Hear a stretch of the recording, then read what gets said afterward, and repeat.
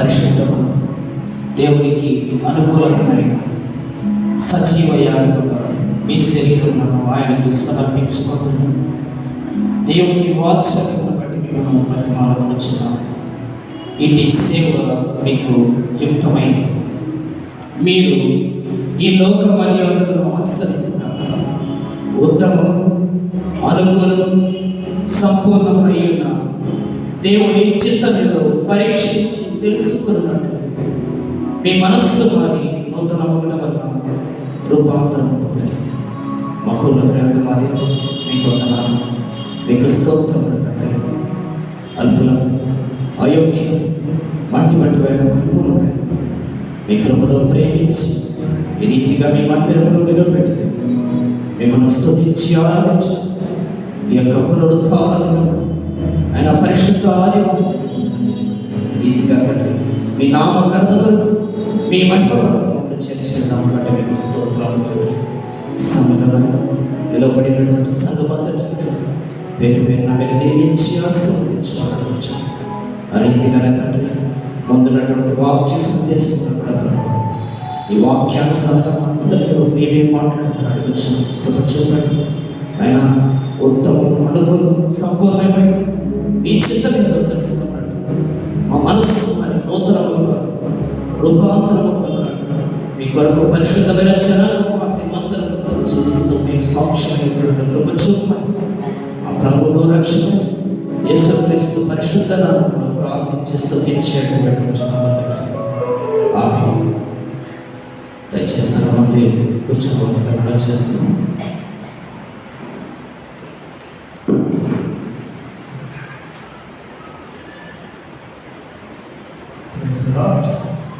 మన ప్రభువును రక్షకుడైన యేసుక్రీస్తు నామములో పాక్స్ మెమోరియల్ సెకండరీ బ్యాప్టిస్ట్ సంఘానికి శుభములు తెలియజేస్తూ మనకి ఈరోజు ట్రైల్ మెసేజ్కి వచ్చిన పాస్టర్ గారి పేరు రెవరెండ్ వై నరేంద్ర గారు.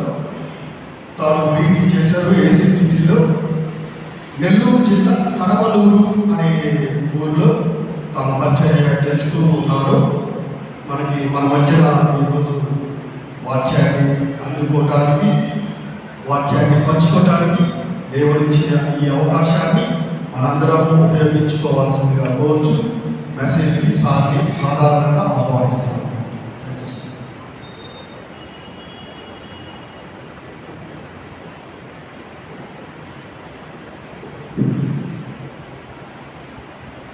ఈ రీతిగా మనందరినీ ప్రేమించి పరిశుద్ధమైనటువంటి దేవుని మందిరంలో మనందరినీ నిలవబెట్టినటువంటి దేవుడిని ఆయన కృపను బట్టి స్తుతిస్తూ ఉన్నాను. ఆ రీతిగానే చేరినటువంటి బాక్స్ మెమోరియల్ సెంటనరీ బాప్టిస్ట్ సంఘమంతటికి ప్రభువును రక్షకుడైనటువంటి యేసుక్రీస్తు పరిశుద్ధమైన నామములో ఉదయకాల శుభంగా వందనాలు తెలియజేస్తున్నాను. ఆ రీతిగానే ఈ యొక్క ప్రైవేట్ మెసేజ్ కొరకు నాకు అవకాశం కల్పించినటువంటి మన సంఘం యొక్క ప్రెసిడెంట్ గారికి, సెక్రటరీ గారికి, ట్రెజరర్ గారికి మరియు స్టాండింగ్ కమిటీ వారందరికీ ప్రత్యేకమైనటువంటి వందనాలు, ధన్యవాదాలు తెలియజేస్తున్నాను. అందరికీ వందనాలండి. ఈ సమయంలో చదువుకున్నటువంటి దైవలేఖన భాగములను మనమందరము చదువుగా వినిన్నాం. ఈ యొక్క పరిశుద్ధమైనటువంటి పునరుత్థాన దినము కొరకు ఏర్పాటు చేయబడినటువంటి దైవలేఖన భాగములను మనం చదువుగా ఉన్నాం.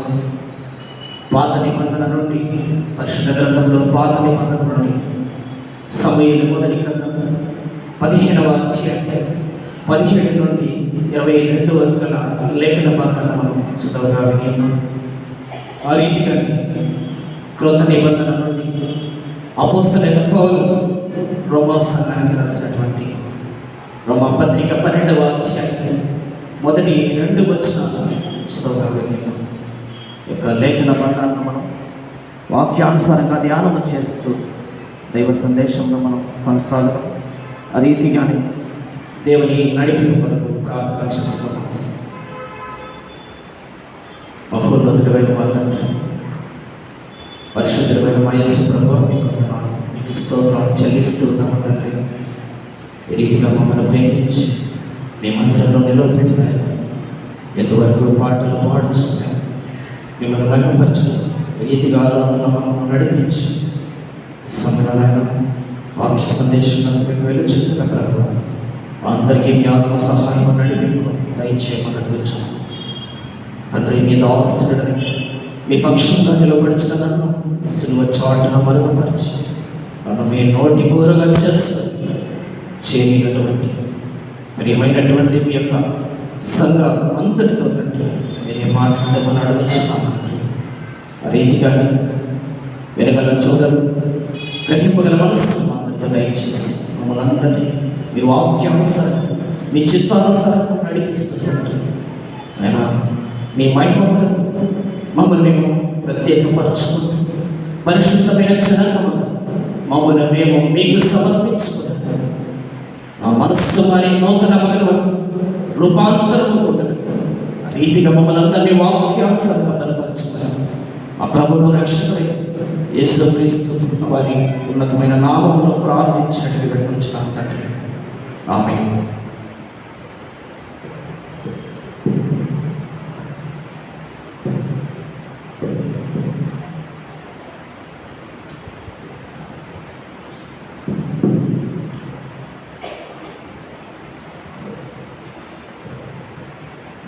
ప్రభునందు ప్రియమైనటువంటి బాక్స్ మెమోరియల్ సెంటరీ బాప్టిస్ట్ సంగమం మీ అందరినీ ఈ రీతిగా ప్రభు నామంలో మనం మహిమపరిచే రీతిగా ప్రభు నామంలో మనం బలపరిచే రీతిగా ఆయన వాక్య ధ్యానంలోనికి ఆహ్వానిస్తున్నాను. ఈ యొక్క చదవబడినటువంటి లేఖన భాగాలు మనమందరం చదవగా విని అందులో ప్రాముఖ్యంగా ఈ యొక్క దైవ సందేశం కొరకు మనము క్రొత్త నిబంధన నుండి అపోస్తలుడైన పౌలు రోమీయులకు రాసినటువంటి పత్రిక 12వ అధ్యాయం మొదటి 2 వచనాలు మనం ధ్యానం చేద్దామండి. ఈ యొక్క పత్రికను గురించి మనం కనుక పరిశీలన చేసినట్లయితే ఈ పత్రికను అపోస్తలుడైన పౌలు రోమా సంఘానికి క్రీస్తు శకం 57-58 మధ్య కాలంలో కొరింథీ పట్టణంలో ఉండి రోమా సంఘానికి రాయడం జరిగింది. ఉత్తరం రాసినట్టుగా ఈ యొక్క పత్రికను అపోస్తలుడైన పౌలు దేవుని ప్రజలకు, దేవుని ఎరిగినటువంటి క్రైస్తవ సంఘములకు, సమాజంలో ఉన్నటువంటి యూదేతరులైన అన్య జనాంగం వారికి ప్రతి ఒక్కరికి స్వార్థను ప్రకటిస్తూ క్రీస్తుని ఎరిగినటువంటి వారందరూ పరిపూర్ణంగా క్రీస్తు సారూప్యతలోకి మార్చబడాలని పరిపూర్ణమైనటువంటి మారు మనస్సుకు తగిన జీవితం జీవిస్తూ అనుదినం రూపాంతరం పొందుకొనొచ్చు దేవుని మాదిరిగా కలిగి ఉండి క్రీస్తు యేసు సారూప్యతలోకి మార్చబడవాలని వాక్యానుసారమైనటువంటి జీవితం దేవుని ఎరిగినటువంటి దేవుని కొరకు ప్రత్యేకింపబడినటువంటి ప్రజలందరూ జీవించాలని యొక్క పత్రికను ఆయన రాయచ్చు ఉన్నాడు. అయితే ఈ పత్రికను పౌలు 3వ మిషనరీ ప్రయాణం సమయంలో 3వ మిషనరీ జర్నీ పౌలు 3 మిషనరీ జర్నీస్ చేశారు. మిషనరీ ప్రయాణ సమయంలో 3వ మిషనరీ ప్రయాణ సమయంలో యొక్క పత్రికను రాయడం జరిగింది. అయితే ఈ పత్రికలో పౌలు ప్రశ్నోత్తర శైలిని అనుసరించడం జరిగింది. ప్రశ్నోత్తర శైలి అంటే పౌలు ప్రతి సందర్భంలో మొదటి అధ్యాయం నుండి మనం కనుక పరిశీలన చేసినట్లయితే ఒక ప్రశ్నను రేకెత్తిస్తూ, ఒక సందేహాన్ని రేకెత్తిస్తూ, అంటే విశ్వాసులు ఎలా ఉండాలన్న విషయంలో ఒక ప్రశ్నను సంధిస్తూ ఆ ప్రశ్నకు సమాధానం ఇస్తూ రాయడం జరిగింది. రెండవ అధ్యాయంలో కూడా చూసినట్లయితే మొదటి వచనం చివరిలో తీర్పు తీర్చు నీవును వాటి కార్యములని చేయించున్నావు కావా అని ప్రశ్నించాడు. అదేవిధంగా 3వ అధ్యాయంలో కూడా మనం కనుక చూసినట్లయితే వారు అవిశ్వాసులైనందున దేవుడు నమ్మదగిన వాడు కాకపోవునా అని ఒక ప్రశ్న వేసి అట్లను రాదు అని వెంటనే ఆశిస్తాడు. అంటే ఏమంటో సమాధానం. ఇలాగా ప్రతి సందర్భంలో పౌలు ఒక ప్రశ్నను సంధిస్తూ ప్రశ్నోత్తర శైలి యొక్క లేఖనాన్ని ఈ యొక్క రోమా పత్రికను రాస్తూ ఆయన వారికి దేవుని మాటలు తెలియజేయడం జరిగింది. అదేవిధంగా ఈ యొక్క పత్రికలో మనం కనుక చూసినట్లయితే ప్రాముఖ్యంగా ఈ పత్రిక క్రొత్త నిబంధనలో ఉన్నటువంటి పత్రికలన్నింటిలోకి ప్రారంభంలో చేర్చబడింది. వాస్తవానికి ఈ పత్రికలన్నింటికంటే ముందు రాయబడలేదు, కానీ క్యాననైజేషన్లో ఈ పత్రికను ముందు చేర్చడం జరిగింది అన్ని పత్రికలంటే ముందు. ఎందుకంటే ఈ పత్రికలన్నింటికి తల్లి వంటిదిగా బైబిల్ పండితులు భావించారు. ఎందు నిమిత్తం అంటే అలాంటి శ్రేష్టమైనటువంటి లేఖన భాగాలను పౌలు బయలుపరచడం జరిగింది. అందుకే బైబిల్ పండితులు పరిశుద్ధ గ్రంథంలో 2 నక్షత్రాలు ఉన్నవి. ఆ 2 నక్షత్రాలు ఏమిటయ్యా అంటే, మొదటిది కీర్తనలు, 2 రోమా పత్రిక అని అభిప్రాయపడ్డారు. కీర్తనలు చదువుతుండగా క్రీస్తునందు విశ్వాసం ఉంచినటువంటి విశ్వాసం ఏ విధంగా దేవునికి మనం సమర్పించుకోవాలి, ఏ విధంగా మన పాపముల అతిక్రమం ఒప్పుకొనొచ్చు, ఆయన ఎదుట మనం సరిచేసుకోవాలి, ఏ రీతిగా దేవునికి అనుకూలంగా మనం నడుచుకోవాలను అనుదినమైనటువంటి ధ్యానం మనకు బయలుపరిచేవిగా కీర్తనలు ఉన్నాయి. ఆ రీతిగానే రోమపత్రిక కూడా క్రైస్తవ విశ్వాసంగా ఈరోజు సంఘంలో ఉన్నటువంటి నీవు నేను మనమందరం ఆనాడు యూదాపరిచినటువంటి వారు, జూయిష్ పరిచయం, అదేవిధంగా యూదేతరు అనగా యూదులు కానటి వారు, అన్యజనులు అని ఉంటుంది Bible, Telugu Bible. English Bible అయితే జెంటైల్ పీపుల్ అంటే ఇతర మతాల వారు మనం అనుకుంటాము. ఆ దినాల్లో యూదులు కానటువంటి వారు కూడా దేవుణ్ణి ఎరిగి ఉన్నారు.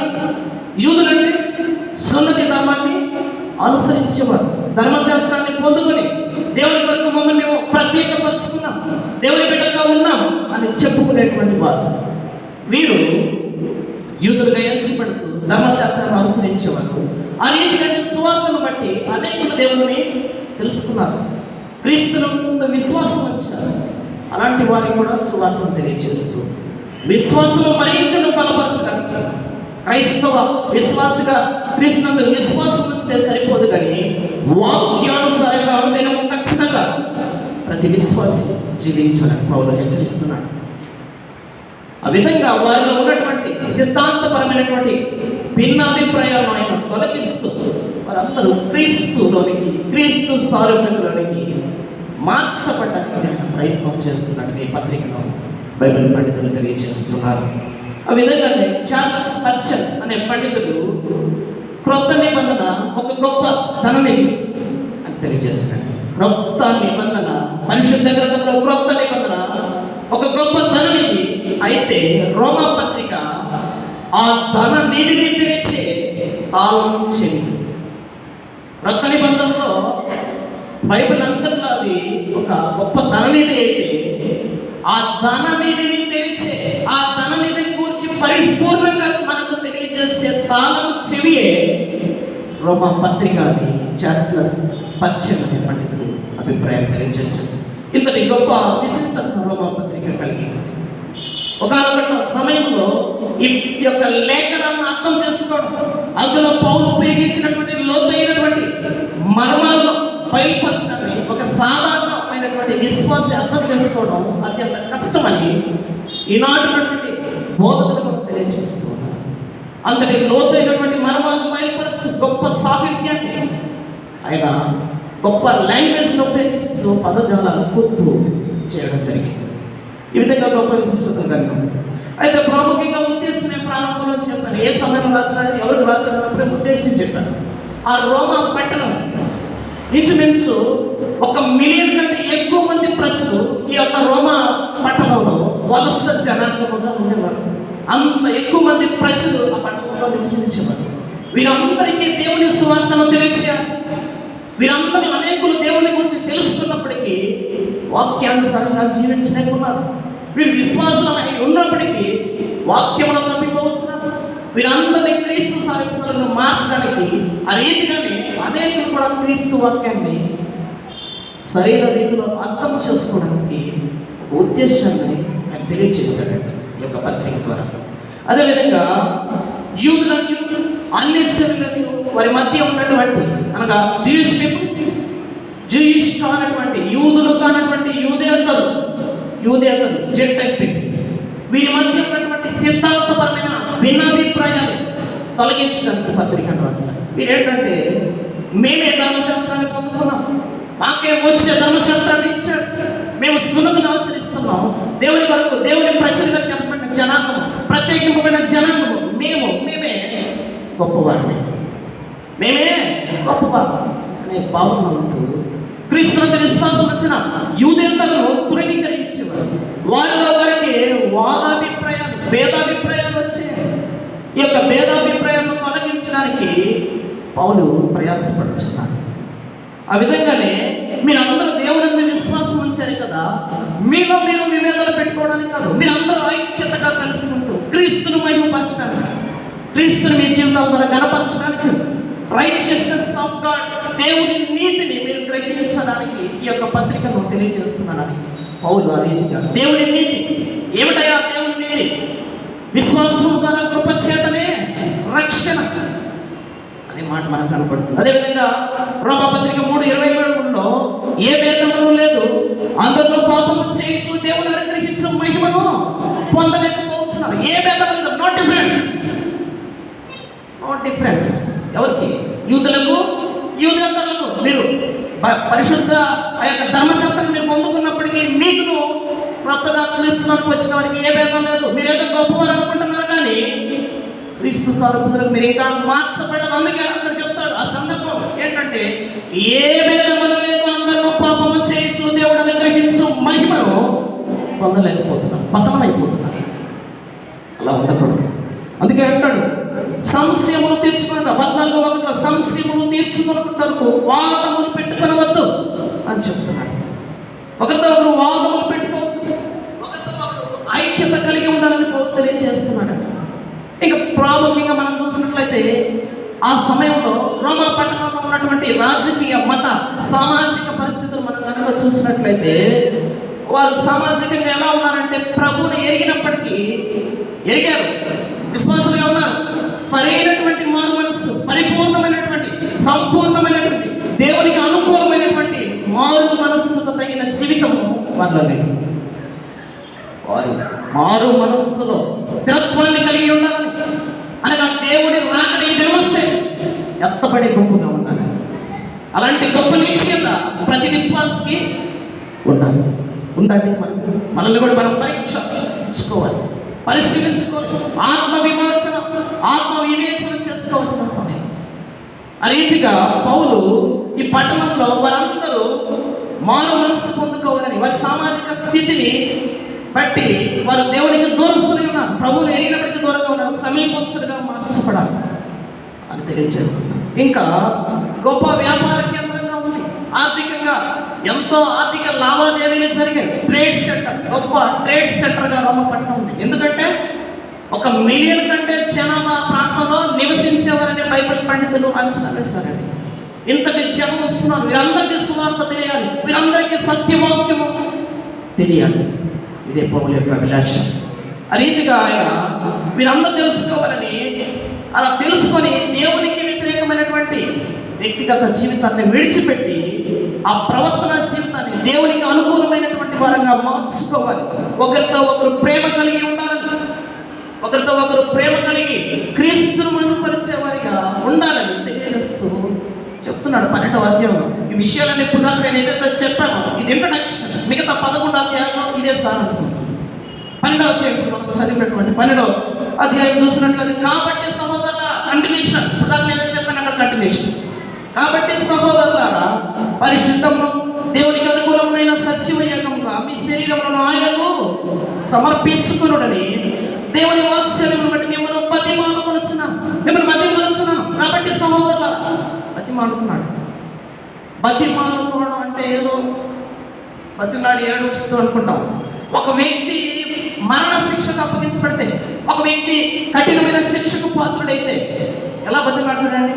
తప్పించుకోవడానికి, ఆ కష్టస్థితిని తప్పించుకోవడానికి అయ్యో నాకరందన చేస్తారు కదా, అంత వేదనతో కూడినటువంటి బతిమాలుట అని గ్రీక్ బైబిల్ తెలియజేస్తా ఉంది. వేదనతో వారిని బతిమాడుకుంటున్నాడు. ఏమనంటే పరిశుద్ధమును దేవునికి అనుకూలమైన సజీవేక మిమ్మల్ని మీరు ఆయనకు సమర్పించుకోవాలి. మీ మనసు మరి నూతన రూపాంతరము పొందాలి. ట్రాన్స్ఫర్మేషన్, పరిశుద్ధత. అదేవిధంగా మొదటిది పరిశుద్ధత అంటే శాంక్టిఫికేషన్. అదేవిధంగా సమర్పణ, సమర్పించుకోండి, సబ్మిషన్, ట్రాన్స్ఫర్మేషన్, రూపాంతరం, ట్రాన్స్ఫర్మేషన్. ఈరోజు మనము ఆ యొక్క యూదుల స్థితిని బట్టి, యూదేతరుల స్థితిని బట్టి, జంటలు కమిటీ స్థితిని బట్టి ప్రభు తెలియజేస్తున్నాడు, క్రీస్తును మనం మహిమపరచాలి, క్రీస్తును గణపరచాలి. అందుకొరకే క్రీస్తు మనందరి కొరకు చనిపోయాడు. మనం ఇంకను పాపులమై ఉండగానే మనకు కనపడుతుంది. మొదటి అధ్యాయంలో, మొదటి అధ్యాయం మీరు ఇంటికి చదువుకొని చూస్తే, మీరు ఇంకను పాపులమై ఉండగా, ఇంకను దేవునికి వ్యతిరేకంగా మనం జీవిస్తుండగా ఆయన మనందరి కొరకు, మానవులందరి కొరకు ప్రభు చనిపోయాడు, అందరి కొరకు. అందుకే Jesus Christ is the lord of all. యేసుక్రీస్తు అందరికీ ప్రభు, అందరి కొరకు, అందరిని విమోచించడానికి, లోకంలో ఉన్న జీవులందరిలో విమోచించి దేవుని రాజ్యంలో చేర్చడానికి నరావతరిగా, రిక్తునిగా తను తగ్గించుకొని సిలువ మరణం పొందినందుగా, మరణము పొందినందుగా, సిలువ మరణం పొందినందుగా తను తగ్గించుకున్నాడు ప్రభు. ఎందుకంటే అందరి రక్షణ కొరకు. మీరేమో మేమే గొప్పవాళ్ళు అని చెప్పి నూతనంగా క్రీస్తునికి వచ్చేవారిని బలహీనపరుస్తారు. అలా మీరు ఉండకూడదు అని హెచ్చరిస్తున్నాడు. ప్రేమతో బతిమలాడుతూ హెచ్చరిస్తున్నాడు, గద్దిస్తున్నాడు. ఆ విధంగా పౌలు దేవుణ్ణి మహిమపరచడం కొరకైన జీవితం. ఈరోజు మన ధ్యానాంశము దేవుణ్ణి మహిమపరిచే జీవితం, దేవుని మహిమ కొరకైన జీవితం, విశ్వాస జీవితం ఎలా ఉండాలి అన్న ధ్యానాంశాన్ని మనం ధ్యానం చేద్దాం. ప్రేమతో వారికి తెలియజేస్తున్నాడు. ఏం తెలియజేస్తున్నాడు?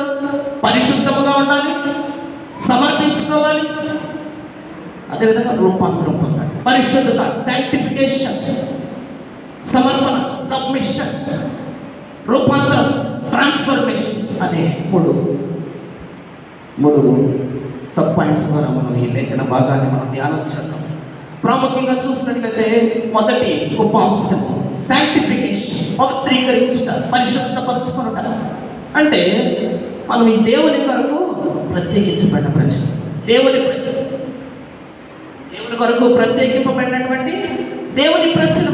కాబట్టి మనము ఆయనకు తగిన జీవితం, ఆయన ఇష్టానుసారమైన జీవితం, ఆయన చిత్తానుసారమైన జీవితం మనం కలిగి ఉండాలి అని చెప్తున్నాడు. అందులో ప్రముఖంగా శుద్ధీకరణ గురించి చెప్తున్నాడు. ఏమిటయ్యా శుద్ధీకరణ? మనం కనుక చూసినట్లయితే పరిశుద్ధ గ్రంథంలో ఏదైనా మనం ఒక వస్తువును, ఏదైనా ఒక ఉపకరణాన్ని దేవునికి ఇస్తే అది ప్రత్యేకించబడింది. అక్కడ ఉన్నటువంటి బల్ల మొదటి ఆదివారం ఇవ్వడానికి, బల్ల ఇవ్వడానికి, ప్రభు బల్ల కొరకు ప్రత్యేకింపబడింది. అంతే కదండి, ఇంకే పనికంటే ఆ పని కదాన్ని ఉపయోగించు, పరిశుద్ధంగా ఉపయోగించు.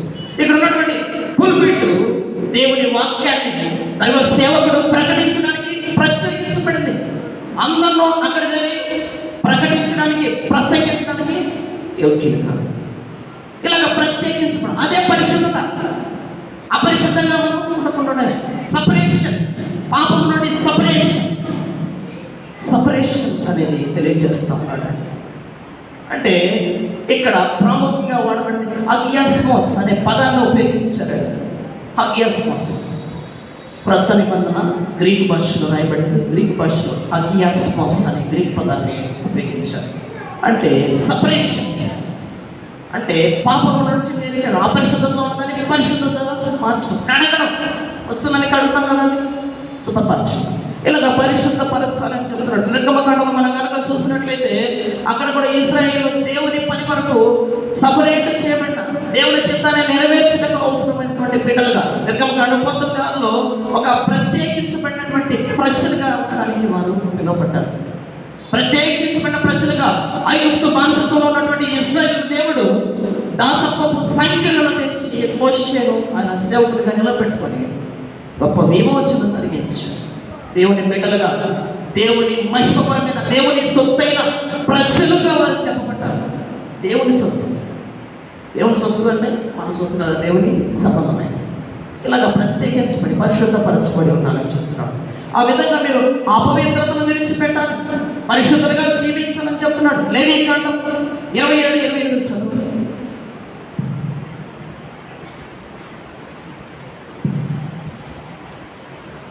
చదువుతున్నాను, నేను చదువుతాను చూడండి. లేవీకాండం 27:28 అంటే 27వ అధ్యాయం 28 చదువుతున్నాను. అయితే మనుషుల్లో కానీ జంతువుల్లో కానీ స్వాస్థ్యమైన పొలములో కానీ తనకు కలిగిన వాడన్నింటిలో దేవునిలో ఒకడు యెహోవాకు ప్రతిష్ఠించిన ఎడల ప్రతిష్ఠించిన దాన్ని అమ్మకూడదు, విడిపింపకూడదు. ప్రతిష్ఠించిన సమస్తమును యెహోవాకు అతి పరిశుద్ధముగా ఉండదు. ప్రతిష్ఠించిన సమస్తము యెహోవాకు అతి పరిశుద్ధమైనదిగా ఉండదు. ప్రతిష్ఠించు ఏదైనా వస్తువు దేవుని కొరకు ఇస్తుంది, అతి పరిశుద్ధమైనది. దేవుని కొరకు ప్రతిష్ఠించాలి. మనం కూడా దేవుని బిడ్డలుగా, దేవుని సొత్తైన ప్రజలుగా, దేవుని వెంబడిస్తూ ఆయన రాజ్యంలో నిలబడే ప్రజలుగా ప్రతిష్ఠించబడి ఉన్నాం, ప్రత్యేకపరచబడిన జనాంగముగా ఉన్నాం. కాబట్టి అతి పరిశుద్ధత కలిగి మనం జీవించాం. అదేవిధంగా మనం కనుక చూసినట్లయితే ఈ పరిశుద్ధతను మనం అనుసరిస్తూ రక్షణలో మనం కొనసాగాలని చెప్తున్నాడు. ఇలాగా పౌలు ఏం చెప్తున్నాడంటే 6:22లో పాపము నుండి విమోచింపబడి దేవునికి దాసులైన మీరు పరిశుద్ధులగుటే మీకు ఫలము అని పౌలు తెలియజేస్తూ ఉన్నాడు. అదేవిధంగా క్రీస్తు రాకడ సమయంలో మనము తెస్సలోనికీయులకు రాసినటువంటి పత్రిక 5:23లో మనం చూసినట్లయితే యేసుక్రీస్తు రాకడంతో మనమందరము నిందారహితులుగా ఉన్నారు. ఎలాంటి నింద మన మీద పాపకూడదు. ఆయన దృష్టికి మనం నిర్దోషము, నిష్కలంకములుగా మనము కనపరుచుకునే వారికి రాకడ ఎత్తబడే పరిశుద్ధమైన గుంపుగా, వధువు సంఘముగా మనం ఉండాలని తెలియజేస్తూ ఉన్నాడు. ఆ విధంగానే ఇక రెండవ ఉపాంశం మనం కనుక చూసినట్లయితే ఏంటంటే నేను చెప్పాను, ప్రారంభంలో చెప్పాను, దేవుని మహిమపరచడం కావాల్సినటువంటి విశ్వాస జీవితం అనే ధ్యానాంశంలో 3 ఉపాంశాలు. మొదటిది శాంక్టిఫికేషన్, పరిశుద్ధత. రెండవది సమర్పణ. చెప్తున్నాడు కదా పౌలు, చూడండి, మిమ్మును మీరు సజీవ యాగంగా ఆయనకు సమర్పించుకోండి. దేవుని వాక్యాలను బట్టి మిమ్మల్ని బతిమాలాడుకొని సమర్పించుకోండి. దేవునికి మనం సమర్పించుకోవాలి. దేవునికి మనం ఇస్తాం కదా సమర్పణ, ఇది కూడా. అయితే మన status of submission, how is it our status of submission? మన యొక్క సబ్మిషన్, మన యొక్క సమర్పణ ఎలా ఉంది? ఈరోజు ఇక్కడికి వచ్చిన వాక్యం వింటూ దేవుని ఆరాధించినటువంటి మనం అందరం, పురుషుల్లోని, స్త్రీలోని, ఎవరి బిడ్డలోని, వృద్ధుల్లోని, ఎవరైనా సరే మన సమర్పణ ఎలా ఉంది? దేవునికి తగిన వారంగా ఉన్నామా లేదా? సజీవమైన బలి అర్పణ చేసేవారిగా మనం ఉన్నామా? సజీవ యాగముగా సమర్పించుకోండి అంటున్నాడు. సజీవ యాగముగా సమర్పించుకోండి. సజీవ యాగం అంటే యాగం మీన్స్ యజ్ఞం, సాక్రిఫైస్. పాత నిబంధనలు మనం కనుక చూస్తే దహన బలులు దహించి వేశారు. యాజకులు దహిస్తారు, జంతువుల కొవ్వును అర్పిస్తారు, దహిస్తారు, అగ్నితో కాలుస్తారు. ఈరోజు మనం చూస్తే మన దేశంలో ఇతర సంస్కృతుల వారు ఏం చేస్తారండి?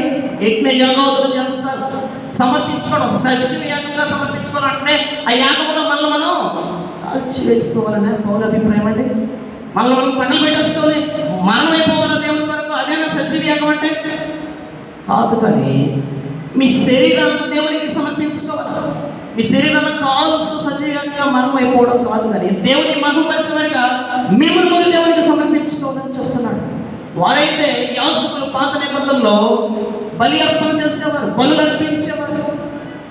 మనమైతే బలి అర్పించాల్సిన పని లేదు. మనకు బదులుగా మనకి ఇంకా పాపమైనగానే భూమికి దిగి వచ్చినటువంటి పరిశుద్ధుడైనటువంటి ప్రభు మనందరి కొరకు సజీవ యాగంగా కల్వరి శిలలో బలి అర్పణ చేస్తున్నాడు.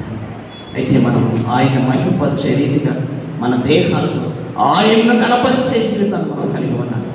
మనల్ని బట్టి, మన వ్యక్తిగత జీవితాన్ని బట్టి దేవునికి మహిమ కలగాలి. ఆ రీతిగా మన జీవితాలు మన దేవునికి సమర్పించుకోవాలండి. అదే నేను జ్ఞాపకం హెబ్రీ పత్రిక 10:14-15 చూసినట్లయితే సిలువలో ప్రభువే మన కొరకు బలి అర్పించాడు. అయితే అందుకొరకు మనం ప్రత్యేకించి మనం బలి అర్పించాల్సిన పని లేదని పౌలు తెలియజేస్తూ ఉన్నాడు. అదేవిధంగా ప్రారంభంలో చదవబడినటువంటి పాత నిబంధన భాగం మనం కనుక చూసినట్లయితే సమూయేలు మొదటి గ్రంథము 22 వరకు చదివించాను, 17 నుండి ప్రాముఖ్యంగా 22 ఒకసారి చదవడం.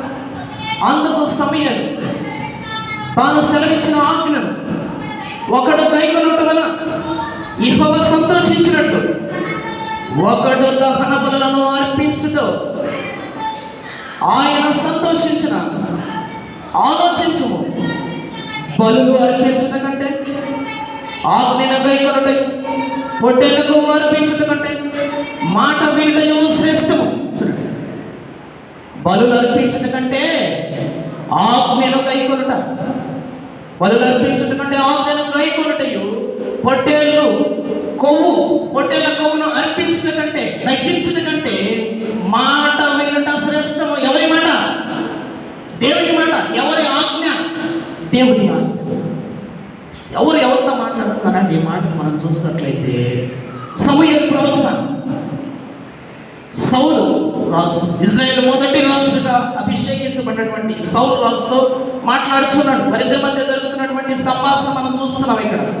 ఇక్కడ చూసినట్లయితే దేవుడు సమూయేలు ద్వారా ఆ యొక్క సౌలు రాజుకు ఒక ఆజ్ఞ ఇచ్చాడు. ఏమిటంటే ఆ ఆజ్ఞ 15వ అధ్యాయం 2వ వచనం చదవండి. సైన్యములకు అధిపతి యెహోవా సెలవిచ్చినదేమని నేను చదువుతాను, అందరూ చూడండి. సమూయేలు 15, మొదటి సమూయేలు గ్రంథం 15:2 నుంచి చదువుతాను. సైన్యములకు అధిపతి యెహోవా సెలవిచ్చినదేమనగా, అమాలేకులు ఇశ్రాయేలుకు చేసినది నాకు జ్ఞాపకమే. వారు ఐగుప్తుల నుండి రాగానే అమాలేకులు వారికి విరోధులై మార్గమందు వారి మీదకి వచ్చిరి కదా. కాబట్టి నీవు పోయి కనికరింపక అమాలేకులను హతము చేయు. పురుషులనేమి, స్త్రీలనేమి, బాలులనేమి, పసిపిల్లలనేమి, ఎద్దులనేమి, గొర్రెలనేమి, ఒంటలనేమి, గార్ధబములనేమి అన్నిటినీ హతము చేసి వారికి కలిగినంత బొత్తిగా పాడు చేసి అమాలేకులను నిర్మూలము చేయమని చెప్పాడు. నువ్వు కనికరించద్దు, నువ్వు వెళ్ళి అమాలేకులను సమూలంగా నిర్మూలన చేయి. వేటిని వదలద్దు, నిర్మూలము అనే భాష అక్కడ రాయబడినటువంటి మనం చూసినట్టే హరాం అనే హిబ్రూ పదాన్ని ఉపయోగిస్తుంది. అంటే ఇంగ్లీష్ బైబిల్, ఎల్కేసీ ఇంకా ఇతర పబ్లికేషన్స్ ఇంగ్లీష్ బైబిల్లో మనం చూస్తే అటర్లీ డెస్ట్రాయ్ అంటే కంప్లీట్గా ఏం మిగలడానికి లేదు, అసలేమీ ఉండకూడదు, సమూలంగా డిస్ట్రాయ్ చేయి. ఎవరిని? అమాలేకీయులు. ఈ అమాలేకీయులు ఐగుప్తు నుండి ఇశ్రాయేలు విమోచించబడినప్పుడు మొదట దాడి చేసింది వాళ్ళే. అటు వెంబట వారు దాడి చేస్తూనే ఉన్నారు. వాగ్దాన దేశంలో ఎన్నో ఆటంకాలు కలిగిస్తున్నారు. వారిని సమూలంగా డిస్ట్రాయ్ చేయంటే ఇది ఎవరి మాట? ఎవరాజ్ఞ? దేవుని మాట. ఎవరికి ఇచ్చాడు? సమూయేలు ద్వారా సౌలుకి ఇచ్చాడు. అయితే ఆజ్ఞకు లోబడిన, విధేయత చూపలేకపోయాడు. ఆయన సమర్పణ ఎలా ఉంది? దేవుని చేత ఇశ్రాయేలు మొదటి రాజుగా ఎన్నిక చేయబడి అభిషేకించబడినటువంటి గొప్ప రాజుగా ఉన్నటువంటి వ్యక్తి దేవుని మాటకు విధేయత చూపలేకపోయాడు. సమూలంగా డిస్ట్రాయ్ చేయమంటే అక్కడ రాయబడిన ఎన్నికలు చదువుకుని 7వ వచనంలో ఉంటుంది. 8లో అమాలేకుల రాజు అయిన అగగును ప్రాణంతో పట్టుకుని జనులందరినీ కత్తి చేత నిర్మూలన చేశాను. సౌలును జనులను కూడి అగగును, గొర్రెలను, ఎడ్లను, క్రొవ్విన గొర్రెపిల్లను మొదలైన వాటిలో నుంచి మంచి వాటిని నిర్మూలన చేయక కడగా నుంచి పనికిరాని నీచి వస్తువులన్నింటినీ నిర్మూలన చేస్తుంది. దేవుడే చెప్పాడు, సమూలంగా డిస్ట్రాయ్ చేయని చెప్పాడు. అయితే అగగు అనగా వారి రాజు అయినటువంటి అగగును చంపలేదు, పట్టుకున్నాడు. నీచి వస్తువులను డిస్ట్రాయ్ చేశాడు, సమస్తము డిస్ట్రాయ్ చేయాలి. ఇంకా శ్రేష్టమైనటువంటి క్రొవ్విన గొర్రెలను, ఎడ్లను తెచ్చుకున్నాడండి. అంటే ఇప్పుడు మీరు 10 పనులు చేయాలి, 10 మంచి పనులు మీరు చేయాలా అని ఉపాధ్యాయుడు లేకపోతే తల్లిదండ్రులు గమనస్తులు చెప్పారు. చెప్పినప్పుడు సపోజ్ ఒక 10 ఆజ్ఞలే అనుకోండి. ఇలా చెప్పినప్పుడు 8 చేసి మిగతా 2 చేయకుండా నేను 10 నిర్వహించాను అని మనం ఆలోచిస్తుంది కరెక్ట్ అండి? తప్పిపోయి కొన్నిట్లో సౌలు కూడా అలాగే తప్పిపోయాడు. ఇది దేవుని ఎడల అగౌరవాన్ని, దేవుని ఎడల అవిధేయతను సూచిస్తుందండి. దేవునితో అవిధేయత కలిగి ఉన్నాడు, పరిపూర్ణంగా లోబడలేకపోయాడండి సౌలు. అటర్లీ డిస్ట్రాయ్ చేయలేకపోయాడు. కొన్ని మిగిలి తెచ్చుకున్నాడు, అంటే కొంత దాచుకున్నాడు, ఆశపడ్డాడు. దేవుడు ఏం చెప్పాడు?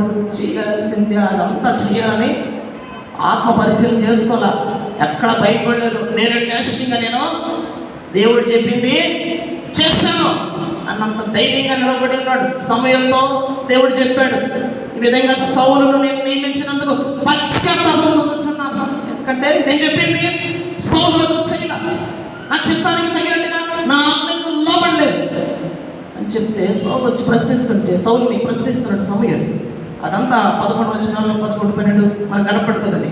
సౌలు నన్ను అనుసరింపుగా వెనుక తీసిన ఆజ్ఞను కైకొనకపోయాను కనుక అతన్ని రాజుగా నిర్ణయించేందుకు నేను పశ్చాత్తాపడుచున్నాను దేవుడు చెప్తున్నాడండి. ఇలా పశ్చాత్తాపం, సౌలు తగ్గిపోయాడు. పైగా జయసూచకమైన శిలను నిలిపి గిల్గాలకు పోయాను. జయసూచకం, నేను గొప్ప విజయాన్ని సాధించాను, దేవుడు చెప్పిన మాట చేశాను, ఒక గొప్ప జయసూచకమైన శిలను నిలబెట్టాడు. ఇలాగా తానే సరిగా ఉన్నానని భ్రమలో ఉన్నాడు సౌలు. ఆ తర్వాత సమూయేలు వచ్చి గద్దిస్తున్నాడు, నువ్వేం చేసావు? నీవు ఎందుకు చేత, చూడండి 19వ వచనం, నీవు ఎందుకు చేత యెహోవా మాట వెనుక దోపుడు మీద ఎగపడి ఆయన దృష్టికి కీడు చేసి పాపమును మూట కట్టుకున్నాడు. ఆజ్ఞాతిక్రమమే పాపము. పాపములో ఉపయోగించబడినటువంటి పదము అమర్ష్య అనే పదాన్ని ఉపయోగించారు. అమర్ష్య అంటే ఉద్దేశముల నుండి, చిత్తముల నుండి, తలంపుల నుండి తప్పిపోవడం. అంటే దేవుడు ఏమనుకున్నాడు, పోయి నువ్వు ఆ పని చేయాలా అని చెప్పినా చేయలే, తప్పిపోయాడు. పాపాన్ని మూట కట్టుకున్నాడు. అందుకే చెప్తాడు 24లో, నేను దేవుని ఆజ్ఞను మీరి నీ మాట వెనక ఆయన ఏం చేస్తాడు, పాపము తెచ్చుకుంటుని అని పశ్చాత్తాపడుతున్నాడు. ఇక లాభం లేదు, అవకాశం లేదు. అలాగా ఉద్దేశం నుండి తప్పిపోయాడు, పాపంలో పడిపోయాడు, దేవుని ఆజ్ఞను అతిక్రమించాడు. అందుకే చెప్తున్నాడు అండి, అందుకే చదివించారు. అక్కడ ఏమనుందంటే 22లో, సమూయేలు తను సెలవిచ్చిన ఆజ్ఞను ఒకడు గైకొనడం వల్ల యెహోవా సంతోషించినట్లు ఒకడు దహనబలులు అర్పించడం సంతోషించిన అన్నాడు. ఆజ్ఞను గైకొనడం వల్లే, ఆయనకి విధేయత చూపడం వల్ల, ఆ విధంగా మనం ఆయనకి సమర్పించుకుంటాను, ఆయన సంతోషిస్తాడండి.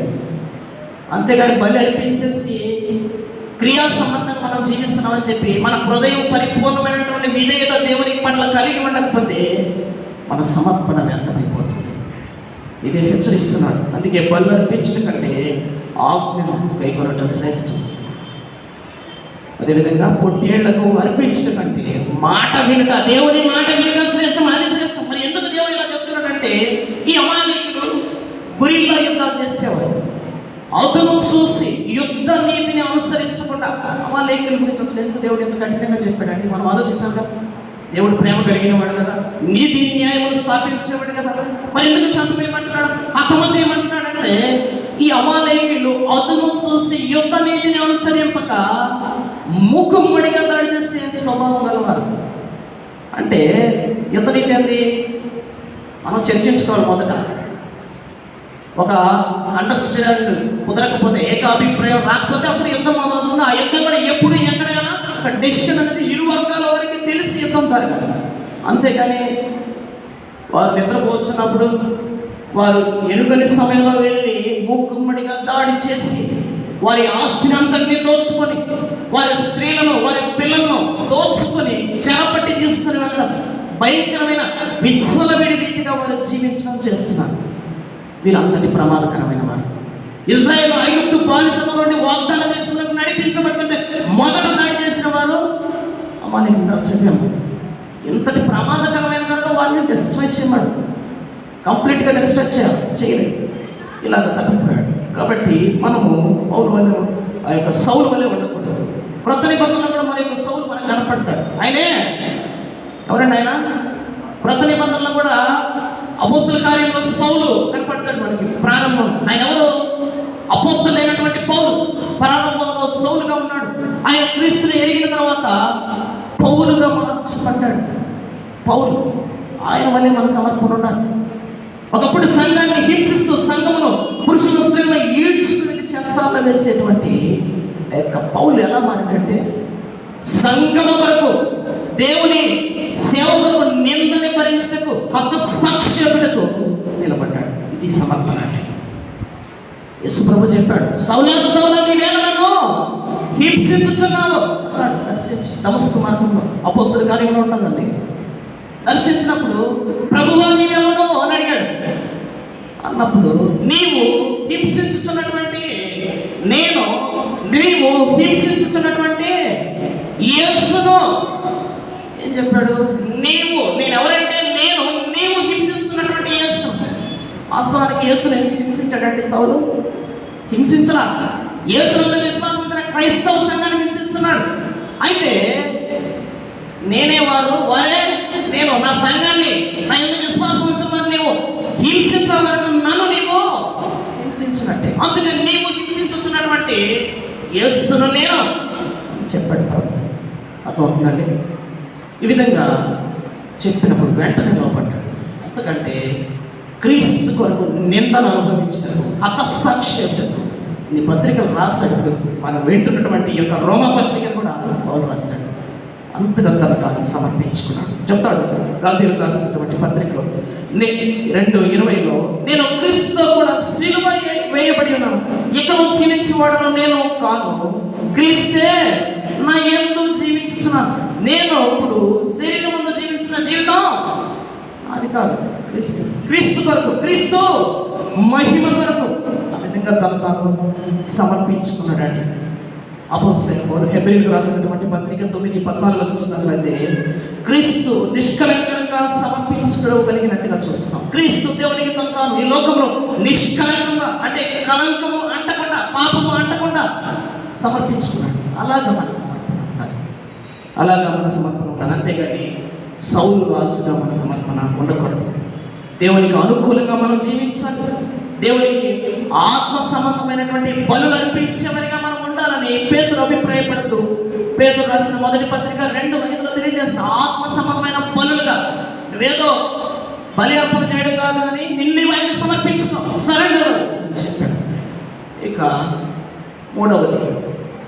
మొదటిది శాంటిఫికేషన్, 2 సబ్మిషన్, తర్వాత 3 ట్రాన్స్ఫర్మేషన్, రూపాంతరం. ఇంగ్లీష్లో ట్రాన్స్ఫర్మేషన్, తెలుగులో రూపాంతరం. మరి గ్రీక్లో మెటామార్ఫో అనే గ్రీక్ పదాన్ని ఉపయోగించారండి ఇక్కడ. Metamorphosis, to change internal thoughts, అంటే నీ లోపల ఉన్న మనస్సు మారి నూతనం అవ్వడమే రూపాంతరము పొందడం. నీ మనస్సు మారాల, నూతన అవ్వాలి. నిన్నున్నటువంటి గత జీవితం, గత సంవత్సరం, అంతకుముందు ఉన్నటువంటి విశ్వాస జీవితంలో ఉన్నటువంటి పాపాలని నేను ఇంకనూ అనుసరిస్తే, గత మాసంలో చేసినటువంటి పాపాలు మరలా చేసి మరలా తదుపరి మాసంలో కూడా ప్రభు బలంలో నీవు చేయి వేస్తే అది మారుమనసు అవుతుందండి? అవుతుంది. విడిచిపెట్టాలి. మనసు మారాలి. మనస్సు మారడమే దాన్నే మనం అంటాం, నువ్వు మారు మనసు పొందేవా అంటాం కదా, అదే మారు మనసు. మీ మనస్సు మారి నూతనం అవడమే మారు మనస్సు. అదే రూపాంతరం. అదేదో ఒక్క రాత్రిలో, ఒక్క సెకండ్లో జరిగిపోదు. నిర్ణయం వస్తుంది ఒక సెకండ్లో. దాన్ని ఆచరించడం జీవితం అంతా కొనసాగాలి. ఒక రాత్రిలో జరిగిపోయేది కాదు. It is a gradual change. క్రమక్రమంగా నీవు రూపాంతరం పొందుకోవాలి. క్రమక్రమంగా నీవు మారు మనస్సు పొందుకొని పరిపూర్ణమైనటువంటి క్రీస్తు సారూప్యంలోనికి, క్రీస్తు వలె నీవు మార్చుకోవాలి. క్రీస్తు వలె, క్రీస్తే మనకి మాదిరి. మెటామార్ఫో అంటే మనస్సు మార్చబడాలి. వైద్య పరిభాషలో కూడా యొక్క మెటామార్ఫో అనే గ్రీక్ పదాన్ని ఎందుకు ఉపయోగిస్తారంటే, one body to another body change, one body to another body change. అంటే ఈ శరీరాన్ని తీసి మార్చేసుకున్నాడు పౌలు. గుండెను పీకేసి వేరొక గుండె పెట్టుకోండి, ఉన్న మెదడును తీసేసి వేరొక మెదడును పెట్టుకోండి అని చెప్తున్నాడు. మనసు మారడం అంటే ట్రాన్స్ఫర్మేషన్కి వైద్య పరిభాషలో మెటామార్ఫో అనే పదం ఉపయోగించారు. అంటే మనసు మారడం. నువ్వు అలాగే ఉంటావు, అదే హృదయం ఉంటుంది, అదే మెదడు ఉంటుంది, అదే చెయ్యి, అదే కాలు ఉంటుంది. అయితే గతంలో అదే కాలు, అదే చెయ్యి చేస్తున్నటువంటి, అదే కన్ను చేస్తున్నటువంటి, అదే నాలుగు చేస్తున్నటువంటి పాపం నువ్వు చేయకూడదు. అదే హృదయం చేస్తున్నటువంటి దురాలోచనలు నీ మనస్సులో, నీ హృదయంలో నీవు కలిగి ఉండకుండా విడిచిపెట్టాలి, మార్చబడాలి. ఇదే metamorphosis, to change internal thoughts. ఇది ఒక రాత్రిలో జరిగిపోయింది. క్రమక్రమంగా మనం ఇక్కడ కూర్చున్నాం. దేవుడిని ఈరోజు ఇక్కడ కూర్చున్నారు. ఫస్ట్ టైం ఎవరిని వచ్చండి? ఎవరు లేదు. ఎప్పటి నుంచో సంఘంలో సభ్యులుగా ఉన్నారు. క్రమంగా మందిరానికి హాజరవుతూ దేవుణ్ణి ఆరాధిస్తున్నారు. క్రమంగా జరుగుతుంది. ఎప్పుడు కొంతమంది క్రీస్తుని ఎరుగని స్థితిలో నుండి, క్రీస్తు లేని జీవితంలో నుండి క్రీస్తుని ఎరిగిన వారుగా, క్రీస్తును వెంబడించేవారుగా అభివృద్ధి చెందుతూ ఉంటారు. అంటే it is a change of Christlessness to Christ likeness అని పండితులు తెలియజేస్తున్నారు.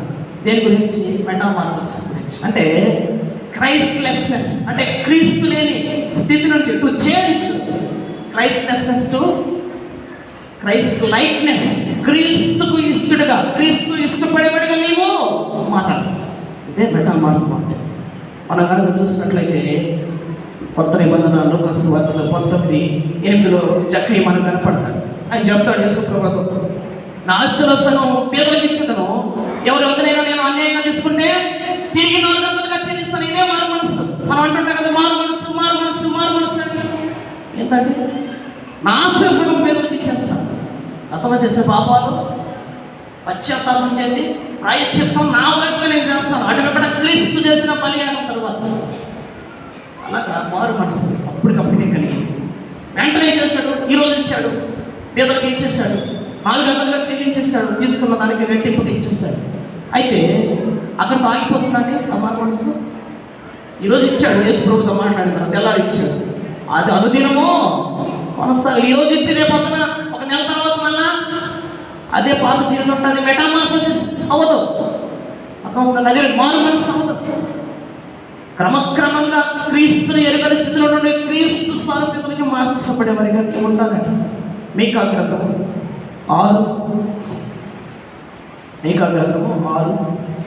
6 నుండి చదువుతాడు. ఏమి తీసుకుని వచ్చి నేను యెహోవాను దర్శించును, ఏమి తీసుకుని వచ్చి మహోన్నతుడైన దేవుని సన్నిధిని నమస్కరించినట్టు చూడండి. ఏమి తీసుకుని వచ్చి మనం యెహోవాను దర్శించాలి, ఏమి తీసుకుని వచ్చి మనం యెహోవాను దర్శించాలి అని చెప్తూ చూడండి. వేల కొలది పొట్టేళ్లను, వేలాది నదులంతా విస్తార తైలమును ఆయనకు సంతోషము కలుగ చేయను. చదువు. నా అతిక్రమమునకై నా జ్యేష్ఠ పుత్రుని నేను ఎత్తున, నా పాప పరిహారమునకై నా గర్భఫలమును నేను ఎత్తున. మనుష్యుడా, ఏది ఉత్తమమో అది నీకు తెలియచేయబడి ఉన్నది. న్యాయముగా నడుచుకున్నటై, కనికరమును ప్రేమించుటయు, దీన మనస్సు కలిగిన దేవుని ఎదుట ప్రవర్తించుటయు, ఇంతే కదా యెహోవా నిన్ను అడుగుచున్నాడు. ఇంతే కదా యెహోవా నిన్ను అడుగుచున్నాడు. ఏదో బలు అర్పించి ఇది జ్యేష్ఠ కుమారుడు నాకు ఇచ్చేసి ఇది కాదండి. అదేం రాశారు స్పష్టంగా చూడండి. మనుష్యుడా, ఏది ఉత్తమమో అది నీకు తెలియచేయబడి, మీకు తెలియచేయబడింది. పౌలు పత్రికల ద్వారా, రోమా పత్రిక ద్వారా ఏది ఉత్తమం, ఎలా జీవించాలి విశ్వాసాన్ని తెలియచేయబడింది. ఏది ఉత్తమం మీకు తెలియచేయబడి ఉన్నది. కాబట్టి మీరు న్యాయముగా నడుచుకుంటాయి, న్యాయంగా నడుచుకోవాలండి. ఈ రోజున న్యాయము ఉండదు.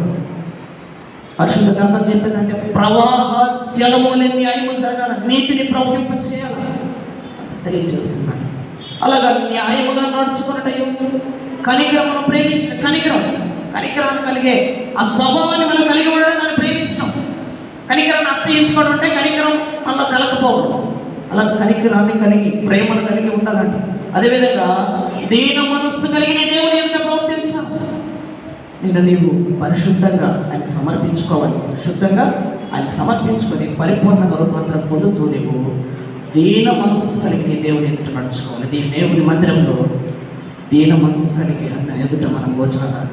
ప్రభు అని రాకుండా నేను ఎత్తపడే వారిగా, ఎత్తపడే గుంపుగా మేమందరం ఉండడం సహాయం దయచేయమని దీన మనస్సు ఆయన వేడుకోవాలి. ఆ విధంగా మన జీవితాన్ని బట్టి మనకు కాదండి మహిమ, దేవునికే మహిమ. దేవుని వరకైన మహిమ కలిగిన జీవితాన్ని మనం జీవించాలని నేను తెలియజేస్తాను.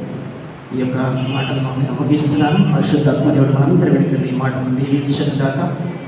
ఆ రీతిగానే నన్ను ఈ రీతిగా ఆహ్వానించినటువంటి సంఘ పెద్దలు, సంఘ ప్రెసిడెంట్ గారిని, మార్కరావు గారిని, సెక్రటరీ గారు ఇస్రాయేల్ గారిని, ట్రెజరర్ గారిని, స్టాండింగ్ కమిటీ వారందరికీ, ప్రాముఖ్యంగా ఇక్కడ ఉన్నటువంటి సంఘమందరికీ ప్రభునామంలో వందనాలు తెలియజేస్తూ ప్రత్యేకమైన వందనాలు, ధన్యవాదాలు అందరికీ తెలియజేస్తున్నానండి. అయితే ఒక మాట, ప్రారంభంలో నేను వాక్యం చదివేసి వాక్యంలోకి వెళ్ళిపోయాను. అందు గురించి పరిచయం చేస్తాను చెప్పారు. నా పేరు రెవరెండ్ వై నరేంద్ర. కొడలూరు, నెల్లూరు జిల్లాలో ఉన్నటువంటి కొడలూరు ప్రాంతం అది. రీతిగానే ఏసీటీసీలో చదివారని తెలియజేస్తారు. అయితే ఇంకా కొన్ని వివరాలు తెలియజేయమన్నారు. వాక్యంలోకి వెళ్ళిపోయిన మధ్యలో డిస్టర్బ్ అవుతుందని నేను ప్రేర్ చేసిన తర్వాత చెప్పడానికి నాకు చెప్పలేదు. నా పేరు నరేంద్ర, పేరు తెలుసు, క్వాలిఫికేషన్ తెలుసు మీకు. నేను ప్రస్తుతం నెల్లూరు దగ్గర వైవేరు అనే ప్రాంతంలో నేను పరిచయం చేస్తూ ఉన్నాను, సంఘ కాపురిగా కొనసాగుతున్నాను. మా కుటుంబ జీవితం వస్తే నేను మా తల్లిదండ్రులకు నేను రెండవ కుమారుడిని. మొదటి కుమారుడు మా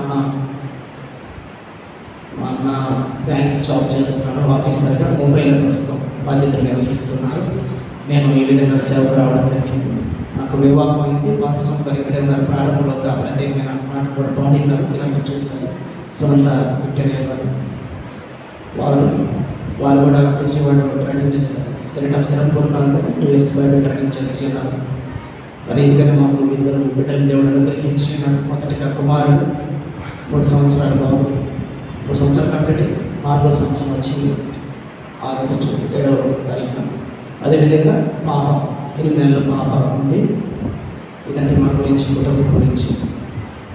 సమయంలో మనమందరం కానుకలు సమర్పిద్దామండి.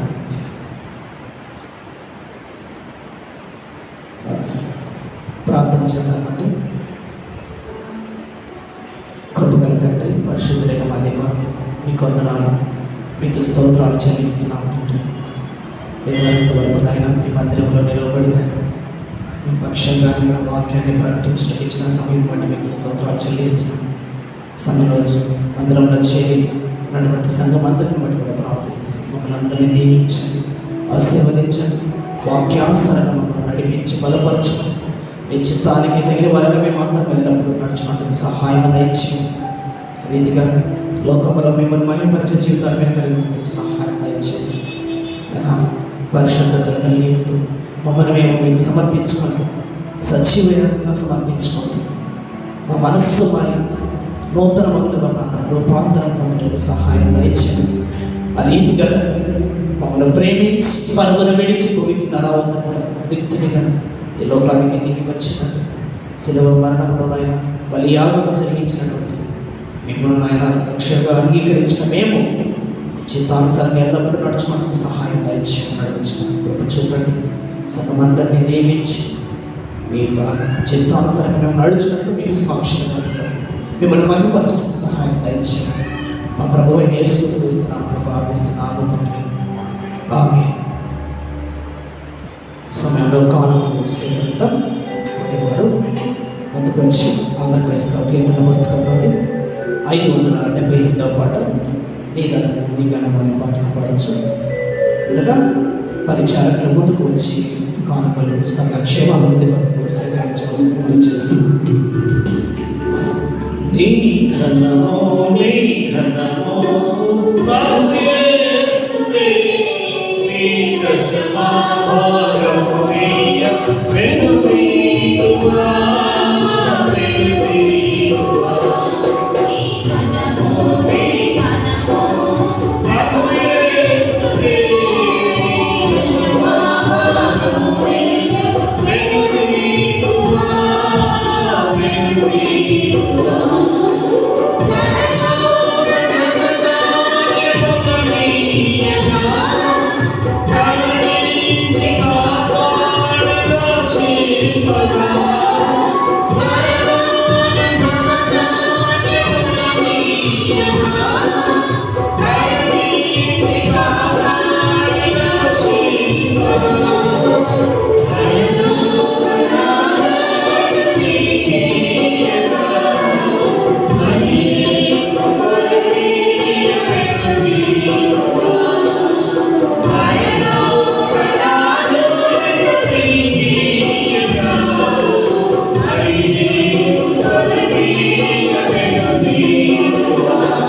Sim.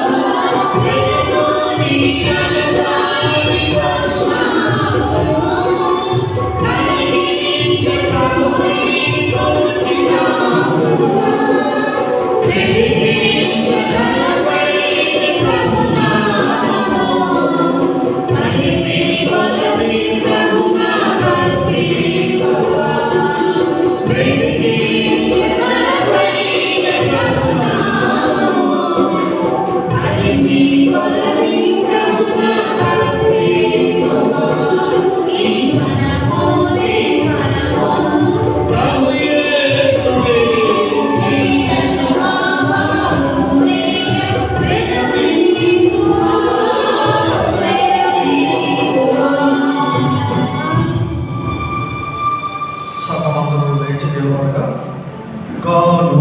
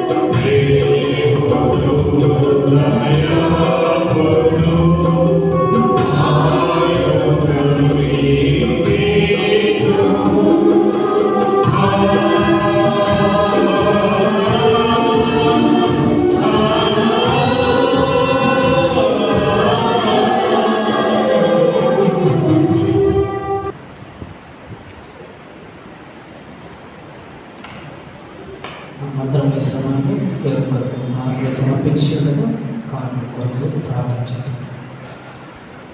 కృపా సత్య సంపూర్ణమైనటువంటి మా ప్రియ పరలోకపు తండ్రి, సర్వకృపానిధివైన మా దేవా, మీకు స్తోత్రాలు చెల్లిస్తూ దేవ ఇంతవరకు నేను మీ కృపలో మమ్మల్ని బలపరచగలిగిన మీకు స్తోత్రాలు.